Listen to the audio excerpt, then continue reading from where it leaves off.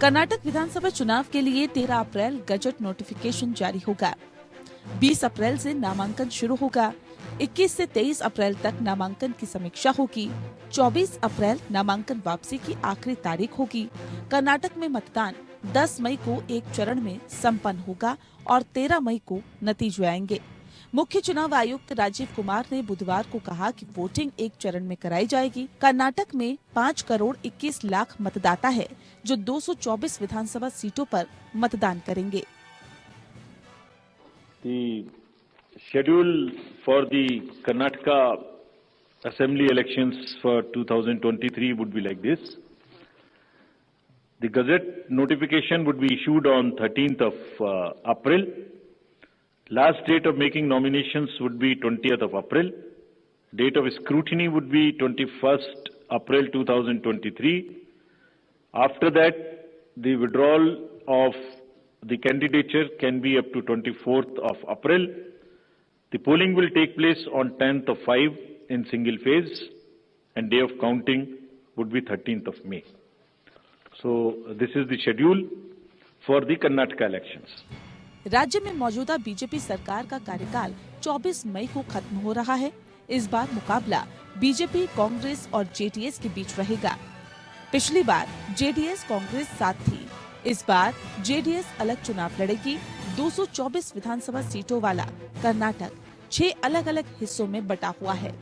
Bengaluru, central तटीय, हैदराबाद कर्नाटक, मुंबई कर्नाटक और दक्षिणी कर्नाटक। मुंबई कर्नाटक और दक्षिण कर्नाटक सबसे बड़े हिस्से हैं। मुंबई कर्नाटक में 50 और दक्षिण कर्नाटक में विधानसभा की 51 सीटें हैं। 2018 में हुए विधानसभा चुनाव में बीजेपी को 104, कांग्रेस को 78 और जेडीएस ने 37 सीटें जीती थी। किसी पार्टी को बहुमत नहीं मिला था। येदियुरप्पा ने 17 मई को मुख्यमंत्री पद की शपथ ली और सदन में बहुमत साबित करने के कारण 23 मई को इस्तीफा दे दिया। इसके बाद कांग्रेस जेडीएस की गठबंधन सरकार बनी। 14 महीने बाद कर्नाटक की सियासत ने फिर करवट ली। कांग्रेस और जेडीएस के कुछ विधायकों की बगावत के बाद कुमारस्वामी को कुर्सी छोड़नी पड़ी। इन बागियों को येदियुरप्पा ने बीजेपी में मिलाया और 26 जुलाई 2019 को 219 विधायकों के समर्थन के साथ सीएम बीएस येदियुरप्पा बने। लेकिन 2 साल बाद ही उन्होंने इस्तीफा दे दिया। बसवराज बोम्मई को यहाँ का मुख्यमंत्री बना दिया गया। साथ ही चुनाव आयोग ने 4 राज्यों की 5 विधानसभा सीट पर उपचुनाव का ऐलान भी किया। पंजाब और यूपी समेत 4 राज्यों की 5 विधानसभा सीटों पर भी 10 मई को उपचुनाव होंगे। नतीजे 13 मई को आएंगे। पंजाब की जालंधर, ओडिशा की झारसुगुड़ा, उत्तर प्रदेश की 96 और स्वार और मेघालय की सहयोग सीटों पर उपचुनाव होंगे। राहुल गांधी की संसद सदस्यता रद्द होने के बाद खाली हुई वायनाड सीट पर चुनाव की घोषणा नहीं की। इस पर सवाल पूछा गया तो राजीव कुमार ने कहा, खाली सीट पर चुनाव कराने के लिए 6 महीने का वक्त होता है।